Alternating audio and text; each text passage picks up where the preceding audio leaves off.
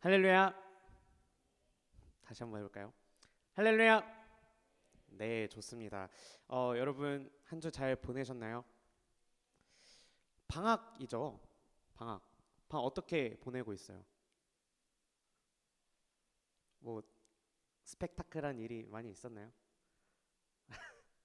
아니면 여유롭나요? 예, 좋습니다.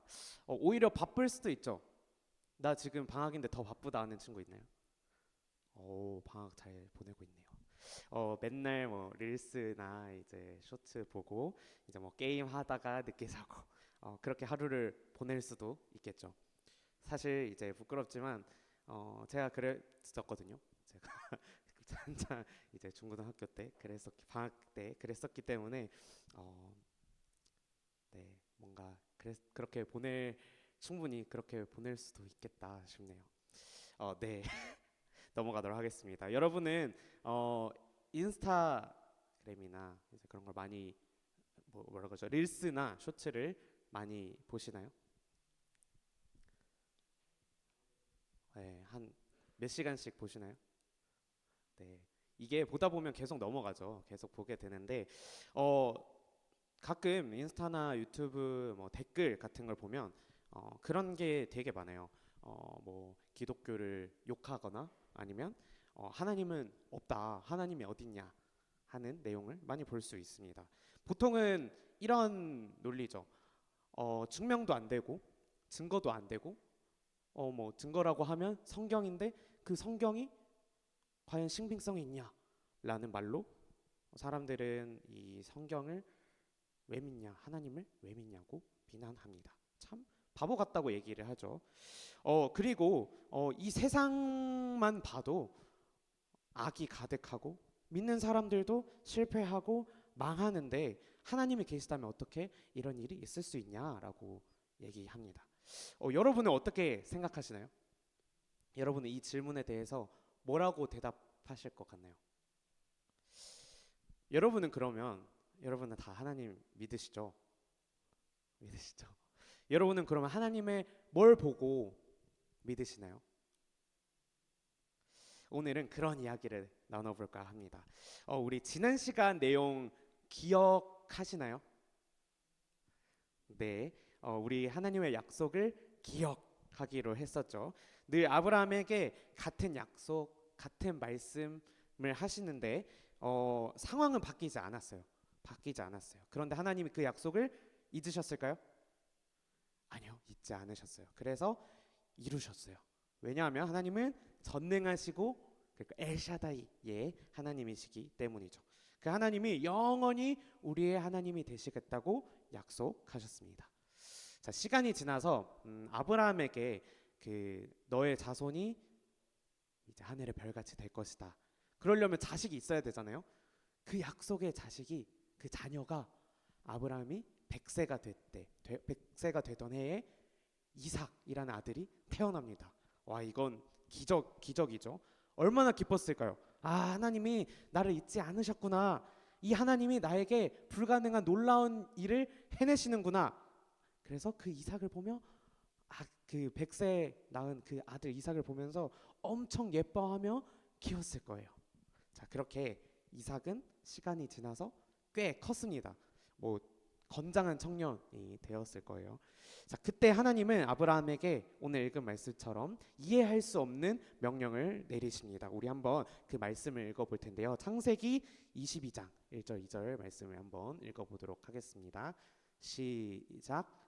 그 일 후에 하나님이 아브라함을 시험하시려고 그를 부르시되 아브라함아 하시니 그가 이르되 내가 여기 있나이다. 여호와께서 이르시되 내 아들 내 사랑하는 독자 이삭을 데리고 모리아 땅으로 가서 내가 내게 일러준 한 산 거기서 그를 번제로 드리라. 하나님은 너의 하나밖에 없는 사랑하는 아들 이삭을 번제로 드리라고 하십니다. 번제가 뭐냐면 그 제물을 죽이고 뭐 피를 뿌리고 잘라서 불로 태우는 모든 것을 태우는 그런 제사입니다. 사실 좀 그렇죠. 자기 아들을 죽여서 불에 남김없이 태우라는 제사를 하라니요. 그런 명령이에요. 그래서 사실은 이 창세기 22장은 조금 잔인할 수 있는, 사실은 어 하나님 왜 이러시지 하는 그런 마음을 품게 하는 그런 내용이 있는 장입니다. 도대체 생명을 만드시고 번성하라고 복까지 주셔놓고는 하나님은 왜 그 신실한, 너무나도 말 잘 듣는 아브라함에게 이런 명령을 하신 걸까요? 왜 그런 명령을 하신 걸까요? 우리 1절 말씀 보니까 아브라함을 시험하려고 하셨대요. 자, 시험. 자, 우리가 참 좋아하지 않는 단어죠.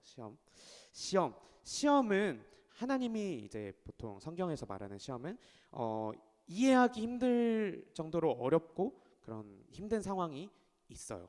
그 힘든 상황 가운데 우리 사람을 두시고 그걸 통해서 뭔가를 알게 하시려고 보통은 시험하십니다. 보통 그렇게 시험하세요. 근데 뭐 시험하시는 거 알겠어요. 근데 시험을 하는 이유가 뭐든 사실 좀 너무하지 않아요? 이 명령은 너무 이해하지 않습니다. 사랑하는 하나뿐인 그 아들 이삭을 번제로 바치라니. 왜냐하면 사실 이해할 수 없는 이유는 그 아브라함 개인의 그런 소중한 아들이기도 하지만 하나님의 약속, 하나님이 말씀하셨잖아요. 하나님의 약속, 특별히 후손이 번성하게 될 거다 하는 약속이 이 이삭에게 달렸는데 하나님 어째서 이삭을 죽여서 번제로 드리라고 하시나요? 도대체 하나님은 무슨 생각이신 걸까요?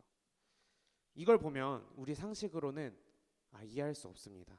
우리가 아는 하나님이 맞나 싶을 정도로 잔인하고 잔혹한 명령이죠. 사실 우리에게도 이런 문제가 많이 있어요. 우리의 상식과 그런 상황이 이런 하나님의 말씀이랑 충돌할 때가 너무나도 많습니다. 아까 말했듯이 하나님이 계신데 우리의 삶과 이 세상은 어떻게 이렇게 잔인하고 험하고 악하지?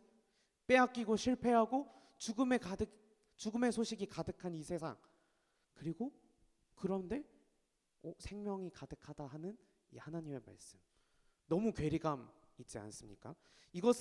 이런 괴리감, 이런 불편함은 우리에게 큰 시험이 됩니다. 우리는 사실 이런 마음과 계속해서 충돌하게 돼요. 평생 아마 그렇게 신앙생활을 해 나갈 겁니다. 그럴 때 우리는 도대체 어떻게 해야 할까요? 우리 아브라함의 행동을 한번 봅시다. 아브라함은 어떻게 했냐면 일찍 일어나서 묵묵히 나귀의 안장을 지우고 두 종과 이삭을 데리고 나무를 쪼개어 떠나갑니다. 사실 성경에는 아무 말도 나오지 않아요. 그 과정 가운데. 그런데 이런 침묵 속에 아브라함의 마음은 어땠을까요? 엄청나게 고통스러웠겠죠. 종들에게 시켜도 될 그 나무 쪼개는 일을 직접 하면서 이삭과 한 마음이 되고, 그리고 자기 마음도, 아브라함의 마음도 이 나무가 쪼개지듯이 마음이 쪼개지는 그런 고통을 느꼈을 것입니다. 자, 여러분, 자, 고개를 들고 자, 눈을 들어 보십시오. 아브라함은 이제 출발합니다. 출발하면서 눈을 들어서 먼 곳을 바라봅니다. 어디를 봤을까요? 성경 말씀을 보니까 하나님께서 알려주신 그 장소를 봅니다. 그리고서는 종들에게 이렇게 얘기하는데요. 우리 한번 5절 말씀을 읽어보도록 하겠습니다. 자, 아브라함이 출발하기 전에, 출발하면서인가요? 네, 아무튼 종들에게 이렇게 얘기를 하는데요. 한번 읽어보도록 하겠습니다. 시작. 이에 아브라함이 종들에게 이르되 너희는 나귀와 함께 여기서 기다리라. 내가 아이와 함께 저기 가서 예배하고 우리가 너희에게로 돌아오리라 하고, 아브라함은 종들에게 저기서 예배하고 저 먼 산 저기서 예배하고 돌아오겠다라고 얘기합니다. 자, 아브라함의 이 말 속에는 어떤 의미가 있을까요? 내가 이 말씀에 순종하겠다라는 결의가 있을 것이고, 그 속에 내가 함께 가서 예배하고 우리가 돌아오겠다 했잖아요. 이삭이 생존할 것이다 라는 희망도 그 속에 담겨 있습니다. 자, 이 고백 속에는 이삭을 주신 분도 하나님이시고 거두시는 분도 하나님이시고, 그리고 만약에 죽더라도 다시 돌려주실 분도 하나님이시구나라는 고백이 담겨 있습니다. 아무튼 아브라함은 그렇게 종들에게 말하고 길을 떠나요. 길을 떠납니다. 산을 올라요. 이렇게 열심히 오르는 중에 이삭과 아브라함이 이렇게 둘이 가는 중에 이삭이 좀 궁금한 그 궁금증이 생겼어요. 그래서 아버지한테 이렇게 물어봅니다. 아버지, 불이랑 나무는 있는데 도대체 재물은 어디에 있나요? 이런 순수한 질문을 합니다. 그렇죠. 불과 나무 가져가는데 재물이 없어요. 재물이. 맞는 질문이잖아요. 근데 아브라함에게 어땠을까요? 뭐라고 답하지? 여러분은 뭐라고 답했을 것 같나요? 여러분의 만약에 아들이 이렇게 이제 아들을 제물로 바치러 가는데 아들이 재물이 어디 있냐고 물어봐요. 너야 이렇게 얘기할 사람 있을까요?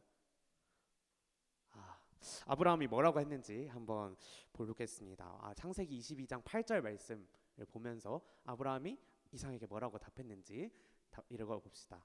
아브라함의 마음으로 아들에게 얘기하듯이 한번 읽어보세요. 시작.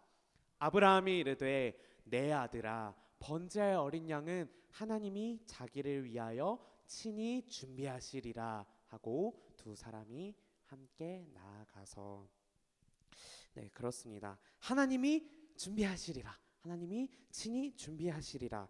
여기서 준비한다는 말은 놀랍게도 아까 눈을 들어 아브라함이 산을 본다라고 할 때 그 보다라는 의미가 있어요. 준비하다라는 말 속에 보다라는 의미가 있는 겁니다. 자, 이거를 다시 말해서 이게 무슨 말이냐면,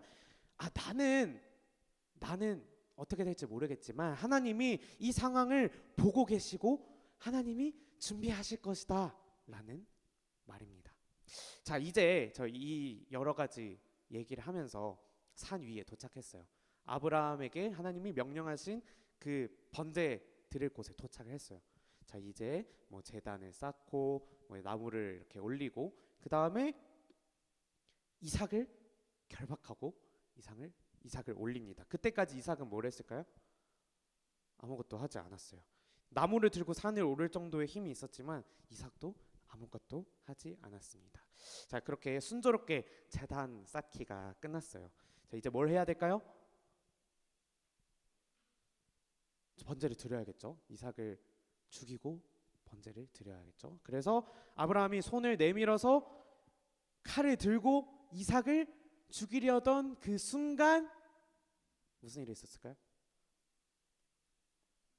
아브라함아, 아브라함아, 하늘에서 그런 소리가 들렸습니다.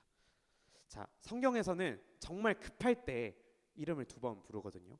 정말 이제 멈춰, 제발 멈춰 할 때 이렇게 이름을 두 번 불러요. 그 후에 여호와의 사자는 손대지 마, 그 아이에게 손대지 마, 아무것도 하지 마 라고 얘기합니다. 그러고서는 아브라함이 이렇게 한 행동에 대해서 이렇게 평가하는데요. 우리 12절 말씀을 한번 읽어보도록 하겠습니다. 자, 시작. 사자가 이르시되 그 아이에게 내 손을 대지 말라, 그에게 아무 일도 하지 말라.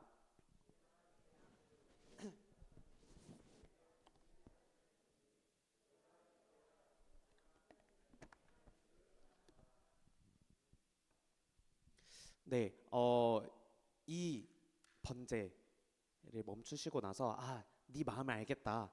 네 마음을 알겠어. 너 독자 이삭까지도 아끼지 않는 너 그 마음이 있구나. 하나님을 두려워하고 하나님을 존경하는 마음, 그게 경외인데요. 그런 마음이 있구나 라고 알았대요. 근데 이때 알았을까요? 하나님은? 다 아시는 하나님이신데 이렇게 시험해야 아실까요? 아니요. 하나님은 사실 아브라함에게 그런 마음이 있다는 것을 알고 계셨습니다. 사실 굳이 이렇게 시험하지 않으셔도 됐어요. 근데 왜 이렇게 하나님은 고통스러운 시험을 아브라함에게 주셨을까요? 자, 그거는 아까 시험의 목적에 대해서 살짝 시험에 대해서 얘기할 때 얘기했는데 뭐냐면 아브라함 자신이 이 시험을 통해서 뭔가를 보고 알기 위해서입니다. 하나님이 이 시험을 통해서 아브라함의 무엇을 알려고 한 것이 아니라 이 시험을 통해서 아브라함이 뭔가를 알게 하시기 위해서 그런 시험이 있었던 것입니다. 또한 우리가 이 말씀을 보고 또 우리도 뭔가를 알 수 있겠죠. 자, 우리에게 주어지는 시험들도 마찬가지입니다. 우리에게 도대체 이해할 수 없는 순간이 있어요. 하나님이 계신가? 하나님이 믿어지지 않는 순간들이 있습니다. 그 순간이 왜 있을까요? 그런 시험이 우리에게 왜 있을까요? 사실 우리를 위해서입니다.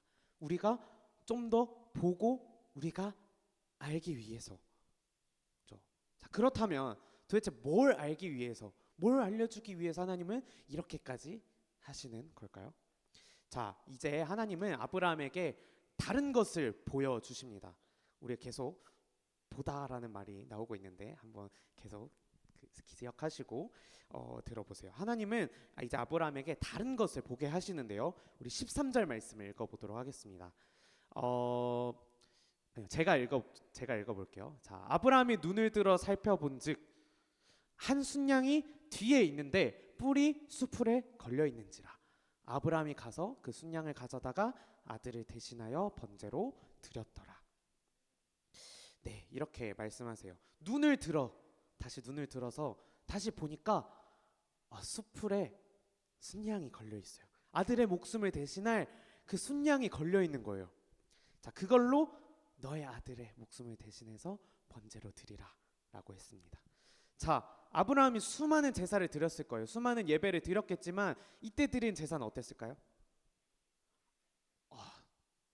달랐을 거예요. 너무 기쁘고 너무 감격스러운 예배, 감격스러운 제사를 드렸을 것입니다. 그래서 아브라함은 이렇게 얘기해요. 여호와 이레. 하나님이 준비하셨다라고 얘기합니다. 사실 이 이레라는 말 속에도 보다라는 말이 있어요. 보다라는 말이 숨겨져 있어요. 자, 하나님이 여호와 이레라는 말은 그래서 하나님이 보고 계시다. 하나님이 보고 계시고 준비하고 계시다. 아브라함은 그렇게 고백합니다. 솔직히 아브라함이 이렇게 한 거는 내가 순종했다라고 얘기해도 됐었어요. 이렇게 대단한 일을 벌이고 나서 믿음의 이런 행동을 하고 나서 내가 순종했다라고 마지막에 이렇게 해도 되는데 아브라함은 그렇게 얘기하지 않았습니다. 하나님을 보고 계셨다. 하나님이 준비하셨다라고 아브라함은 얘기했습니다. 아브라함은 우리가 이해할 수 없었지만 다른 것을 보고 있었습니다. 왜 이렇게 얘기할 수 있었냐면 지난 날 동안 이미 아브라함은 많은 것을 봤기 때문입니다. 별을 보면서 우리가 헤아리지 못하는 것까지 헤아리신 하나님을 보고 그리고 또 뭘 봤을까요? 전능하신 하나님. 도대체 100세인 나한테 아들이 어떻게 태어날까 하는 불가능한 일이 내 눈앞에 펼쳐졌잖아요. 그걸 보면서 하나님은 전능하신 분이구나 라는 것을 알았을 것입니다. 그래서 아브라함은 이 시험이 비록 마음이 쪼개지는 것 같이 고통스럽지만 다른 것을 볼 수 있었던 거예요. 하나님이 말씀하신 것을 눈을 들어서 볼 수 있었고 하나님이 준비하시리라라고 말할 수 있었고 그리고 마침내 하나님이 준비하셨다라는 그 순양을 볼 수 있었던 것입니다. 자, 하나님은 이 이해할 수 없는 시험 속에 아브라함이 뭘 알게 하셨냐면 하나님이 보고 계시다라는 것을 알게 하셨습니다. 그 놀라운 하나님이 여전히 아브라함을 보고 계시고 준비하고 계시다라는 것을 뼈저리게 느끼게 하셨습니다. 아마 그냥 이렇게 말씀을 들을 때나 하나님의 음성을 들을 때보다 이런 사건을 통해서 아브라함은 어땠을까요? 더 뼈저리게 느꼈겠죠. 더 아프지만 그것이 잊혀지지 않았을 것입니다. 자, 이제 이 아브라함의 시험 우리가 쭉 이 번제 사건을 말씀을 읽으면서 봤는데 이 사건을 이제 우리한테로 가져와 봅시다. 자, 한번 봅시다. 자, 눈을 들어서 저를 봐보세요. 아브라함뿐만 아니라 우리에게도 끊임없이 이런 시험들이 있습니다. 아까 말한 듯이 도저히 하나님이 하셨다고는 생각할 수 없는 일들이 마구마구 벌어져요. 어떻게 내 삶이 세상이 이럴 수 있어라는 수많은 질문이 하나님을 보지 못하게 막아요. 하나님을 바라보지 못하게 막습니다. 그 가운데 하나님은 뭘 원하실까요? 믿음을 보기 원하십니다. 그런데도 나를 바라볼 수 있니? 그런데도 이해되지 않아도 묵묵히 산에 올라가서 예배를 드릴 수 있니? 라고 말입니다. 그리고 그 믿음을 통해 하나님은 아브라함에게 그랬듯이 우리에게 보게 하시고 알게 하십니다. 그게 바로 하나님이 시험 후에 주시는 너무나도 귀한 것이죠. 사실 이게 얼마나 귀한 건지 아십니까? 사실 이 하나님을 보고 안다는 것이 너무나도 귀한 거예요. 우리가 해결하는 거, 문제 해결되는 거 사실 그때뿐입니다. 근데 하나님이 어떤 분이신지 보고 하나님이 준비하시구나, 하나님이 이런 분이시구나라는 것을 뼈저리게 느낀 다음에는 그 문제가 전혀 문제가 되지 않습니다. 자, 그래서 이 시험은 때로는 너무 뼈저리고 너무 고통스럽고 너무 아픕니다. 때로는 잔인하게 느껴지기도 합니다. 그럴 때 우리는 눈을 들어서 아브라함이 그랬던 것처럼 어떻게 해야 될까요? 하나님을 봐야 합니다. 자, 그 하나님은 어떤 분이신가요? 함께 하겠다 하시는 약속을 지키시고 절대로 우리를 멸망시키시지 않는 분이십니다.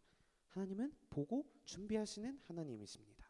그러니까 제발 여러분 믿음을 잃지 마시길 바랍니다. 이해할 수 없다고, 잘 안 된다고 하나님을 버리지 마시길 바랍니다.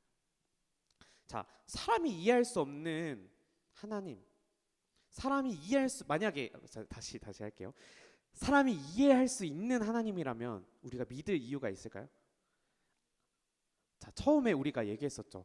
아니 도대체 이해되지 않는 하나님을 왜 믿냐? 그런데 다시 생각해 보세요. 우리의 생각 속에 있는 하나님이라면 믿을 이유가 있나요? 그 정도의 하나님일 뿐인데, 우리의 논리를 뛰어넘는 하나님이기 때문에 우리는 하나님을 이해한다라고 하지 않고 하나님을 믿는다라고 하는 것입니다. 심지어 그 상황과 그런 이해가 하나님의 말씀과도 뭔가 모순되게 느껴질 때도 있는데, 그런데도 그때 우리는 그것보다 크신 그 논리를 뛰어넘는 하나님을 볼 수 있어야 합니다. 그래서 성경은 이런 시험 가운데 우리가 해야 할 것을 콕 짚어서 얘기해 줍니다. 마치 시험 전에 선생님이 이렇게 콕 짚어서 얘기해 주는 것처럼 콕 짚어서 얘기해 주는데, 우리 한번 말씀을 읽어보도록 하겠습니다. 히브리서 12장 2절 말씀입니다. 첫째 줄만 읽어볼게요. 시작. 믿음의 주요 또 온전하게 하시는 이인 예수를 바라보자. 아멘. 그 예수님을 볼 때 우리는 뭘 알 수 있나요? 자, 우리는 사실 죽지 않았어요. 이삭도 죽지 않았어요. 그렇죠? 이해할 수 없지만 결국 멸망하지 않았다는 말이에요. 근데 이 예수님을 볼 때 우리가 뭘 알 수 있냐면, 하나님은 하나뿐인 아들을 보내셔서 처참하게 죽게 하셨습니다. 그 시험 너머 예수님은 생명이라는 것을 보셨고 하나님이 준비해 하신 그 생명을 보셨기 때문에 죽을 수 있었던 것입니다. 그리고 우리에게 보여주셨어요. 뭘? 충격적인 사랑을 보여주셨어요. 그 예수님을 보면 우리는 뭘 알 수 있냐면 하나님의 사랑을 뼈저리게 느낄 수 있는 거예요. 그 못 박히신, 나를 위해 피 흘리신, 찢기신 그 사랑이 나를 향한 사랑이구나 라는 것을 알 수 있는 것입니다.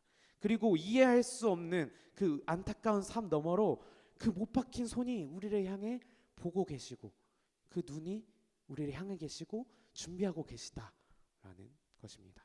자, 마지막으로 명절이니까 가족 얘기 한번 하고 마치도록 하겠습니다. 사실 오늘은 저희 어머니의 기일입니다. 어머니가 돌아가신 날이에요. 2월 15일인데요. 2024년 2월 15일에 하나님은 저희 어머니를 데려가셨습니다. 아까 처음에 얘기를 안 했는데 아버지는 섬에서 사역을 하고 계세요. 섬에서 사역을 하고 계시는데 처음부터 목사님은 아니었습니다. 처음부터 목사님 아니었고 저희 가정은 두 분 다 교사셨어요. 두 분 다 초등학교 교사셨습니다. 사실 괜찮게 살았어요. 나름 괜찮게 살았습니다.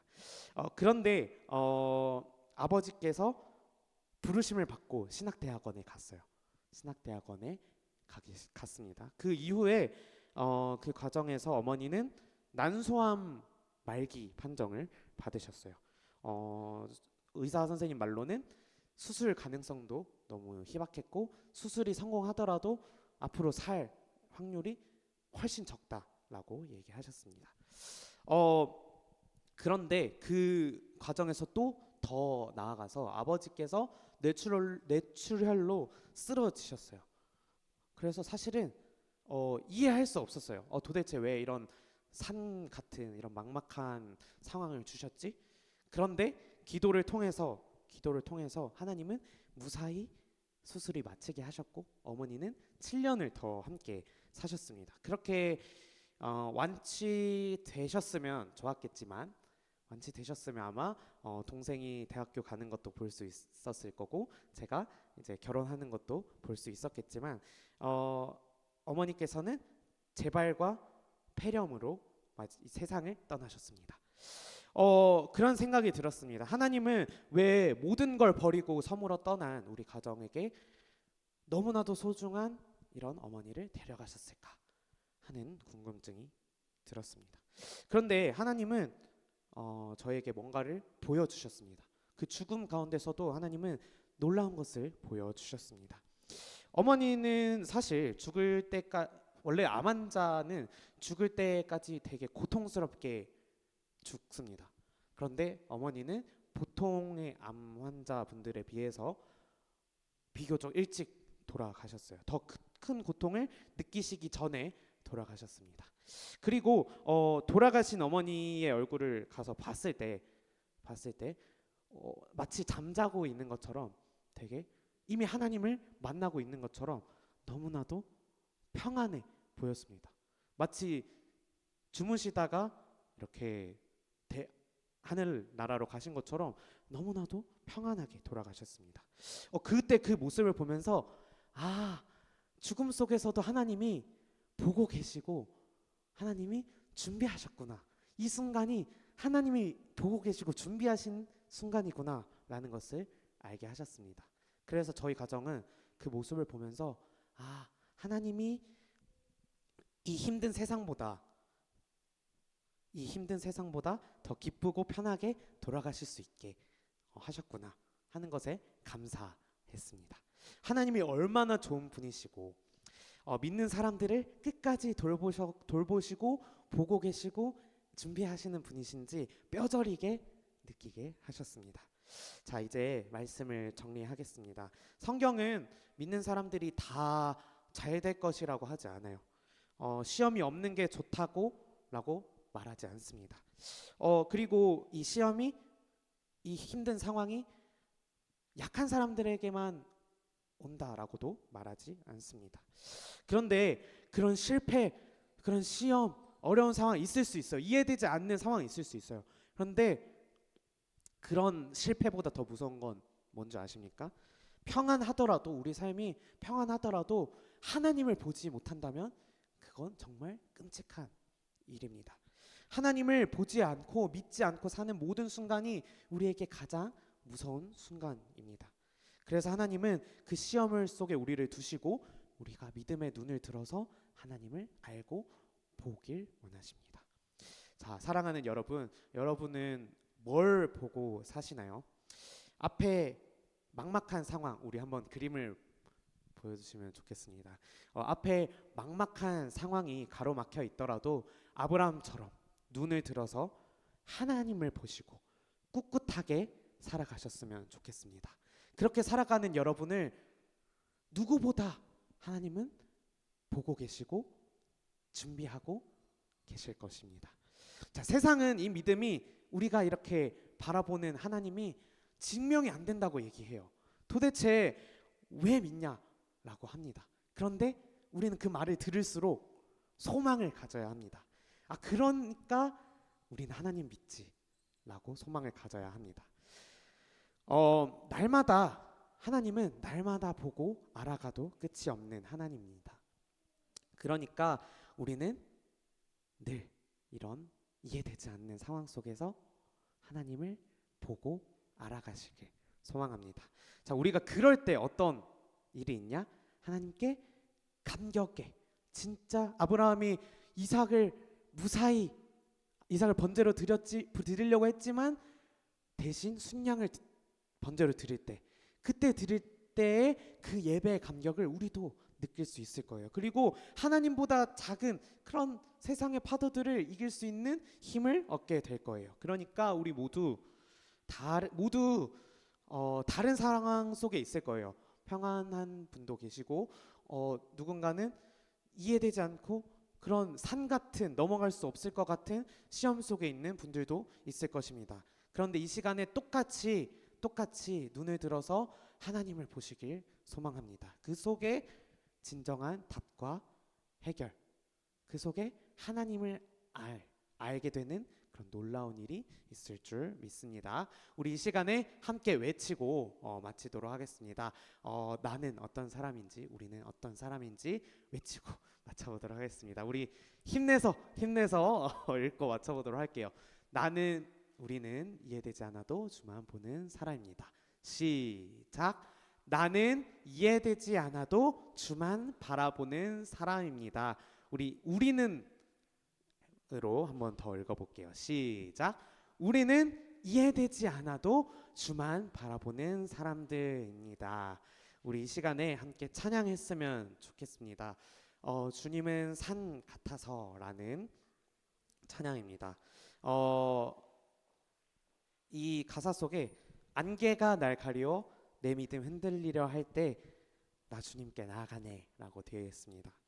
그리고 믿음으로 순종의 예배를 드리겠다 라고 합니다. 하나님은 우리가 눈을 들어볼 때 여전히 우리를 보고 계시고 우리를 위해서 준비하고 계십니다. 우리가 보지 못하는 거예요. 우리는 이 상황 속에 갇혀서 보지 못하지만 하나님은 우리를 여전히 지켜보고 계십니다. 그러니 제발 눈을 들어서 그 하나님을 바라보시길 소망합니다. 이 시간에 함께 찬양하겠습니다.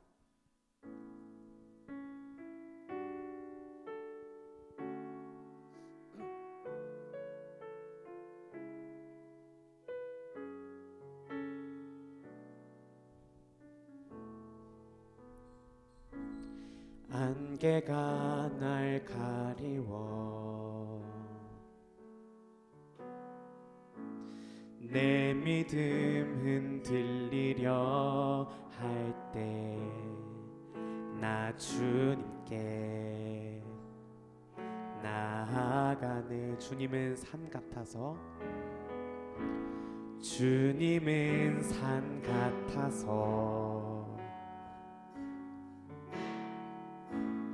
여전히 그 자리에 계셔. 눈을 들면 보이리라 날 위한 그 사랑. 주는 나의 도움이시며 주는 나의 도움이시며 주의 계획 영원하시네. 주의 위엄 앞에 믿음으로 순종해 예배드리리. 주님께서 날 이끄시며 아멘. 주가 항상 함께 하시네. 주의 사랑 안에 믿음으로 순종해 예배드리리 영원히. 우리 한번 다시 고백할 텐데요, 그때 정말 우리의 마음을 다해서 고백했으면 좋겠습니다. 주님은 산 같아서 주님은 산 같아서 여전히 그 자리에 계셔. 눈을 들면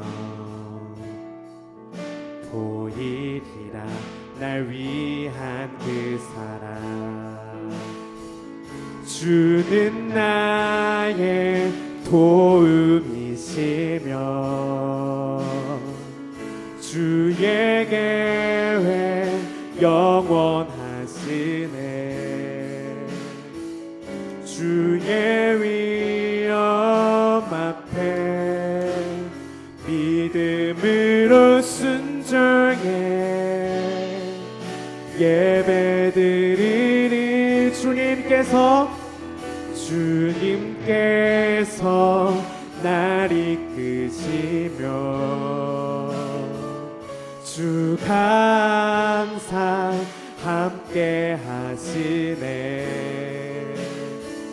주의 사랑 안에 믿음으로 순종해. 우리 한 번 더 고백할게. 우리의 큰 목소리로 고백합시다. 주는 나의 도움이시며 주의 계획 영원하시네. 주의 위엄 앞에 믿음으로 순종해 예배드리리.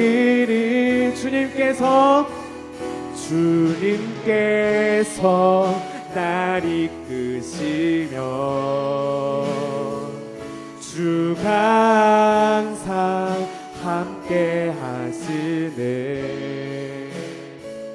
주의 사랑 안에 믿음으로 순종해 예배드리리 영원히. 우리 이 시간에 함께 기도하겠습니다. 여러분은 뭘 바라보고 기도하시나요? 시험 성적을 위해 좋은 친구 관계, 돈, 때로는 건강을 위해 기도하기 쉽습니다. 물론 우리 사소한 것 모두 주님께 기도해야 합니다. 하지만 우리는 잘 되기 위해서, 일이 잘 풀리기 위해서 신앙생활하는 것이 아닙니다.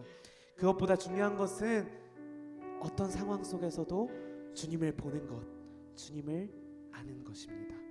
그러니 이제는 이렇게 기도했으면 좋겠습니다. 잘 되기 위해서 기도하겠지만 그 기도의 끝에 이렇게 기도해 봅시다. 그러나 이 모든 것들을 통해서 하나님이 어떤 분인지 보고 알게 해주세요. 하나님을 여러분을 보고 계시고 손 내밀어 언제든 도우려고 기다리고 계십니다. 그러니 그 믿음을 가지고 하나님을 보시길 바랍니다. 하나님을 믿으시길 바랍니다. 그 속에 우리가 원하는 것보다 더 귀한 것을 얻게 될 줄 믿습니다. 이 시간에 하나님을 보게 해달라고, 우리의 상황 속에서 하나님을 보고 하나님을 준비하시는 그 하나님을 보게 해달라고 우리가 이 시간에 주님의 이름 부르며 기도하겠습니다. 주님 알겠습니다. 때로 우리 앞에는 정말 이해되지 않는 잔인한 상황들이 우리 앞에 있습니다. 왜 정말 세상에 도대체 왜 그런 하나님을 믿냐고, 도대체 왜 정말 그런 악한 하나님이 있냐고 얘기하지만 정말 우리는 고백합니다. 하나님은 우리를 보고 계셔. 하나님을 우리를 위해서 준비하고 계셔. 우리는 이해되지 않지만 그 하나님을 믿어하며 우리는 나아갑니다. 주님, 그 하나님을 보게 하여 주시옵소서. 도저히 보이지 않는 상황 속에서도 정말 하나님을 보게 하여 주시옵소서. 우리가 믿음의 눈을 들어서 묵묵히 그 삶을 살아가면서 묵묵히 그 삶의 속에서 우리를 여전히 보고 계시고 정말 우리를 위해 생명 주신 그 하나님을 볼 때 그 사랑을 뼈저리게 느낄 때에 우리는 그 길을 걸어갈 수 있습니다. 그 믿음의 여정을, 그 믿음의 행동을 우리는 할 수 있습니다. 주님, 우리가 그 믿음을 가지게 해달라고, 그 믿음의 눈을 들어서 그 이해할 수 없는 상황, 우리의 삶 속에서 하나님을 보게 해달라고, 하나님을 발견하게 해달라고 기도합시다. 주님, 우리의 믿음이 너무나도 약해서 우리의 상황 속에 무너지고 절망하곤 합니다. 주님, 그러나 죽음 가운데서도 정말 하나님을 알게 하셨듯이, 정말 그런 슬픔 가운데서도 주님을 알게 하셨듯이, 정말 우리의 삶 가운데 도저히 이해할 수 없는 그 가운데 하나님을 보게 하여 주옵소서. 주님, 그렇게 우리의 믿음의 삶을 살게 하여 주옵소서.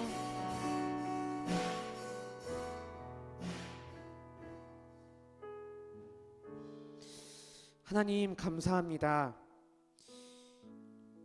안개가 가려져서 아무것도 보이지 않는 것처럼 하나님이 전혀 보이지 않는 우리 삶이 있습니다. 지금까지는 이해되지 않고 막막해서 그저 먼 산만 바라본 우리의 인생이었지만, 이제는 하나님이 보고 계시고 준비하시리라 믿습니다. 때론 아프고 잔혹한 상황에서도, 때론 너무 평안해서 주님이 보이지 않을 때에도 내가 믿음의 눈을 들어 주님을 보게 하여 주시옵소서. 도저히 이해되지 않는 사랑으로 나를 바라보시고 나의 도움 되시려고 못 박힌 손 내미시는 예수를 바라보게 하시고, 세상은 이해할 수 없다 하더라도 나는 믿습니다 고백하는 믿음의 사람이 되게 하여 주시옵소서. 모든 순간마다 하나님이 보고 계십니다. 하나님이 준비하십니다. 이렇게 고백하게 하시고, 이 인생길을 아프더라도 믿음의 눈 들어 걸어갈 때 문제가 해결되는 것보다 귀한 하나님을 보고 알게 하여 주시옵소서. 그리하여 우리가 예배의 감격을 회복하고 또한 다시 인생을 오를 그 힘을 얻게 하여 주시옵소서. 지금도 우리를 보고 계시고 이해할 수 없을 때에도 나를 위해 모든 길을 준비하신 예수님의 이름으로 기도드립니다. 아멘.